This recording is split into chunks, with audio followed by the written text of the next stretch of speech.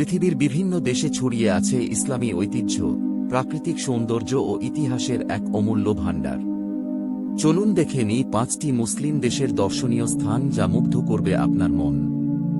1. তুরস্ক, Hagia Sophia. Istanbul শহরের প্রাণকেন্দ্রে অবস্থিত হাগিয়া সোফিয়া একাধারে গির্জা, মসজিদ ও জাদুঘরের ইতিহাস বহন করছে। এর অপূর্ব স্থাপত্যশৈলী ও ঐতিহাসিক গুরুত্ব একে বিশ্ববাসীর কাছে অনন্য করে তুলেছে। স্থান: ইস্তাম্বুল, তুরস্ক। 2. মরক্কো, মারাকেশের মদিনা। মরক্কোর মারাকেশ শহরের প্রাচীন মদিনা এলাকার রঙিন বাজার, সরু গলি আর ঐতিহ্যবাহী স্থাপত্য আপনাকে ফিরিয়ে নিয়ে যাবে শত বছর পেছনে। এটা ইউনেস্কো স্বীকৃত বিশ্ব ঐতিহ্য। স্থান: মারাকেশ, মরক্কো। 3. বিশ্বের বৃহত্তম মুসলিম দেশ ইন্দোনেশিয়া, শুধু ধর্মীয় নয়, প্রাকৃতিক সৌন্দর্যেরও আধার।